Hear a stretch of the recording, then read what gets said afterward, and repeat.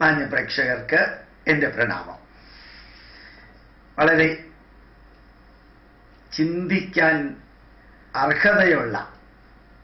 ചിന്തിക്കാൻ വളരെയേറെ അർഹതയുള്ള ഒരു വാർത്തയുടെ പരമ്പര പല പത്രങ്ങളിലും വന്നിരുന്നു. കമ്മ്യൂണിസ്റ്റ് മാർക്സിസ്റ്റ് പാർട്ടിക്കാര് 350ഓളം സ്ഥലങ്ങളിൽ ശ്രീകൃഷ്ണന്റെ ജന്മദിനത്തിൽ തന്നെ ശ്രീകൃഷ്ണ ജയന്തി ഉൾപ്പെടെ നമ്മുടെ പൈതൃക കലകളും പൈതൃക സന്ദേശങ്ങളും തടമ്പ് നൃത്തവും തിരുവാതിരക്കളിയും അതുപോലെ കുറേയധികം ഹിന്ദു ക്ഷേത്ര കലകളുമായി ബന്ധപ്പെട്ടത് മതേതരത്വത്തിൻ്റെ പേരിൽ നടത്തേണ്ടായി. അത്രയും വളരെ രസകരമായിട്ട് തോന്നി. ചട്ടമ്പി സ്വാമികളുടെ ജന്മദിനം ആഘോഷിക്കാം, ക്രിസ്തുമത ഛേദനം എന്ന പുസ്തകം എഴുതി ബൈബിളിനെയും ക്രിസ്ത്യാനികളെയും അതിശക്തമായിട്ട് എതിർത്ത് കോട്ടയത്ത് നിന്ന് തെക്കോട്ട് കൃഷ്ണനാശാൻ എന്ന ഈഴവ ബുദ്ധിജീവിയെ, അതുപോലെ കോട്ടയത്ത് നിന്ന് വടക്കോട്ട് നീലകണ്ഠപിള്ള എന്ന നായർ ബുദ്ധിജീവിയെ ക്രിസ്തുമത ഛേദനം ശക്തമായി പഠിപ്പിച്ച് ക്രൈസ്തവ മതപരിവർത്തനത്തിന്റെ പ്രവർത്തനങ്ങളെ ശക്തമായിട്ട് എതിർത്ത ആ ചട്ടമ്പി സ്വാമികളെ NSSന്റെ പഴയ ജനറൽ സെക്രട്ടറി നാരായണ പണിക്കരും ഇപ്പോ ക്രിസ്ത്യാനികൾ വിശുദ്ധനായിട്ട് വാഴ്ത്തപ്പെട്ടവനായിട്ട് മാറ്റാൻ പോകുന്ന G. സുകുമാരൻ നായരും അവനവനെ പ്രൊജക്റ്റ് ചെയ്തതല്ലാതെ ഈ ചട്ടമ്പി സ്വാമികളെ പ്രൊജക്റ്റ് ചെയ്യാതിരുന്നപ്പോൾ ഈ വർഷം NSS കരയോഗങ്ങളിലെല്ലാം കോൺഗ്രസ്സുകാര്, കമ്മ്യൂണിസ്റ്റുകാര്, BJPക്കാര്, പ്രസിഡന്റും സെക്രട്ടറിമാരായിട്ടുള്ളതുണ്ട്. അവരെല്ലാം ചട്ടമ്പി സ്വാമിയുടെ ക്രിസ്തുമതഛേദനം എഴുതിയ ചട്ടമ്പി സ്വാമിയുടെ ജന്മദിനം ആഘോഷിക്കാൻ തീരുമാനിച്ചിരിക്കുന്നു. ജീവകാരുണ്യ ദിനമായിട്ട് ആഘോഷിക്കാനും ആചരിക്കാനും തീരുമാനിച്ചിരിക്കുന്നു. 1853 ജനിച്ച ചട്ടമ്പി സ്വാമികള് 1924 ഇഹലോകവാസം വെടിഞ്ഞപ്പോൾ ഈ 2016 എന്ന ദിവസം റൗണ്ട് ഫിഗർ അല്ല.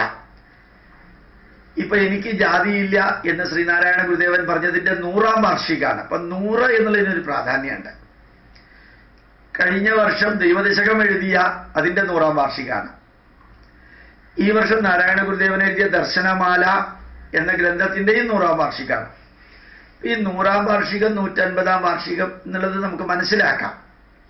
അങ്ങനെ ഒരു റൗണ്ട് ഫിഗർ ഒന്നും അല്ലാത്ത ദിവസം, ശരിക്ക് ചട്ടമ്പി സ്വാമികൾ ജനിച്ചിട്ട് എത്ര വർഷമായി എന്ന് ചോദിച്ചാൽ 216 മൈനസ് 1853. ഇപ്പൊ മനസ്സിലാക്കാം, ഓഡ് ഫിഗറാണ്. എന്നിട്ട് ചട്ടമ്പി സ്വാമികളുടെ ജന്മദിനം ആഘോഷിക്കാൻ CPM മുമ്പോട്ട് വരിക, അതുപോലെ ശ്രീകൃഷ്ണ ജയന്തി ആഘോഷിക്കാൻ CPM മുമ്പോട്ട് വരിക. അതൊക്കെ മതേതരത്വമാണ് എന്നങ്ങോട്ട് പ്രഖ്യാപിക്കുക. അപ്പൊ മതേതരത്വം എന്ന് പറഞ്ഞാൽ എന്താ? വളരെ സിമ്പിളായിട്ട് ആലോചിച്ച് നോക്കാം. തടമ്പ് നൃത്തം ബക്കല് നടത്തിയപ്പോ അത് ബലരാമന്റെയും ശ്രീകൃഷ്ണന്റെയും നൃത്തമാണ് എന്ന് മിനിറ്റുകൾ കൊണ്ട് TV-യിലൂടെ വന്നപ്പോൾ ജയരാജൻ എന്ന് പറയുന്ന ആ മന്ത്രി, ഇത് ഏത് ജയരാജനാന്ന് അറിഞ്ഞൂടാ, ഈ നോർത്തിൽ കുറെ ജയരാജന്മാരുണ്ട്. ഈ മുഹമ്മദ് അലി എന്ന് പറയുന്ന ആള് ശംഖുമുഖത്തെ ഒരു തൊഴിലാളി മീൻപിടുത്ത ബോട്ടിൽ അറബിക്കടലിൽ ചെന്ന് മീൻ പിടിക്കുന്ന ചെത്തുതൊഴിലാളിയാണ് എന്ന് പറയുന്ന ലെവലിലേക്ക് ഉയർന്ന ജയരാജനാണ് ആകാനാണ് സാധ്യത. കാരണം അദ്ദേഹവും പറയുകയുണ്ടായി വളരെ രസകരമായിട്ടുള്ള വരിയില്, തൃച്ചംബരം അമ്പലത്തിലെ ബാലരാമനും ശ്രീകൃഷ്ണനുമല്ല ഇവിടെ നൃത്തം ചവിട്ടിയത്, ഇവിടെ CPM ലോക്കൽ കമ്മിറ്റിയിലെ അംഗങ്ങളായിട്ടുള്ള ബാലകൃഷ്ണൻ നായരും മറ്റുള്ളതൊക്കെയാണെന്ന്. സാമാന്യ ബോധമുള്ളവനാണെങ്കിൽ ആ വരി പറയില്ല. മന്ത്രിയായ സ്ഥിതിക്ക് ആവാം. പണ്ട് EK നായനാര് പറഞ്ഞ മാതിരി നീലലോഹിതദാസൻ നാടാര നളിനീനെറ്റോയെ അവഹേളിച്ചു എന്ന് പറഞ്ഞപ്പോ, നീലലോഹിതദാസൻ നാടാര നളിനീനെറ്റോയെ അവഹേളിച്ചു എന്ന് പറഞ്ഞപ്പോ EK നായനാര് പറഞ്ഞു, പേരിൽ തന്നെ നീലയില്ലേ, പിന്നെ ചെയ്തയിൽ എന്താ ഇത്ര അത്ഭുതമുള്ളതെന്ന്. അങ്ങനെയൊക്കെ പറയുന്ന പാർട്ടീസാണ്. നെടുമങ്ങാട് EK നായനാര് പ്രസംഗിച്ചപ്പോൾ പറഞ്ഞു അത്രേ, നമ്മൾ ഏത് പരിപാടി വെച്ചാലും ആ പ്രദേശം മുഴുവൻ ആൾക്കാരാണ്. പക്ഷെ ഇലക്ഷൻ വരുമ്പോൾ തോക്കുന്നത് നമ്മൾ തന്നെയാണ് എന്ന സത്യസന്ധമായിട്ട് പറഞ്ഞ ആള് ഇവിടെ ബോധമില്ലാണ്ട് പറഞ്ഞ ആളാണ്. അതായത് തൃച്ചംബരം അമ്പലത്തിനകത്തെ ബാലരാമനും ശ്രീകൃഷ്ണനും അമ്പലത്തിനകത്ത് തന്നെ ഉണ്ട്. അവരല്ല ഇവിടെ വന്നിട്ട് നൃത്തം ചവിട്ടിയത്. നൃത്തം ചവിട്ടിയത് CPM-ലെ ലോക്കൽ കമ്മിറ്റി അംഗങ്ങളാണെന്ന് ജയരാജൻ പറഞ്ഞപ്പോൾ അമ്പലത്തിനകത്ത് 2 പാർട്ടി ഉണ്ടെന്ന് അറിയാതെ അംഗീകരിച്ചു എന്നുള്ള സത്യം ഇതിനകത്ത് എന്തോ ഇല്ലാതെ പോയത് കൊണ്ടാണ് മനസ്സിലാക്കാൻ പറ്റാതെ പോയത്. ഓർമ്മിച്ചു നോക്കാം, ശരിക്ക് മാർക്സിസ്റ്റ് പാർട്ടിക്കാർ ഇപ്പോൾ ചെയ്യുന്നത് എന്താ? ഞാൻ എന്നും പറയാറുള്ളത് തന്നെ ഇപ്പോഴും പറയുന്നു. ശബരിമലയിലേക്ക് പോയി പിണറായി വിജയൻ കുറേ കാര്യങ്ങൾ ചെയ്യുന്ന തീരുമാനിച്ചു. എസ്കലേറ്റർ വേണം, ഹെലിപ്പാഡ് വേണം.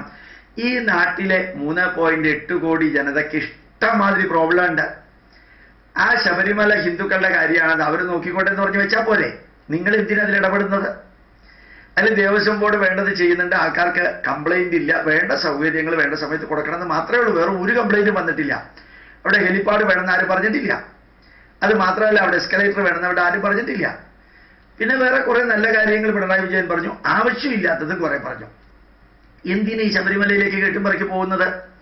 ഒരു അമ്പലം നശിച്ചാൽ അത്രയും അന്ധവിശ്വാസങ്ങൾ ഇല്ലാതെയാകുമെന്ന് പറയുന്ന പാർട്ടീസിനെല്ലാം ഇപ്പൊ മക്കളെയോ ഭാര്യയോ പോയിട്ട് അമ്പലത്തിൽ ചെന്നിട്ട് ശയന പ്രദക്ഷിണം നടത്തലും നാളികേരം ഉരുട്ടലും വഴിപാട് കൊടുക്കലും പൂമൂടലും ഒക്കെ നടത്തേണ്ടി വരുന്നു.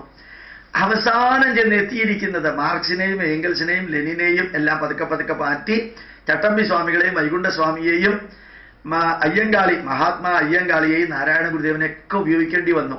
ഞാൻ വിചാരിച്ചു ഇനി ഇതിനെ ഇടയ്ക്കെങ്ങാനും അൽഫോൺസാമയോ ഈ ലോകത്തിൽ ആരും കേൾക്കാത്ത വിധത്തിലുള്ള ഏവു പ്രാശ്യാമ ചാവറയച്ചൻ ഇതുങ്ങളുടെ എല്ലാത്തിൻ്റെയും കൂടി പേര് വരുമെന്ന് വിചാരിച്ചു. ഇനി പുതിയ മാറിവാനിയോസ് മേക്കിംഗ് ഇൻ ഇന്ത്യ പ്രകാരം പുതിയ പുണ്യവാളന്മാർ കണ്ടമാനം വരുന്നുണ്ട്. അവസാനത്തെ ലിസ്റ്റാണ് G. സുകുമാരൻ നായർ, NSSന്റെ സെക്രട്ടറി.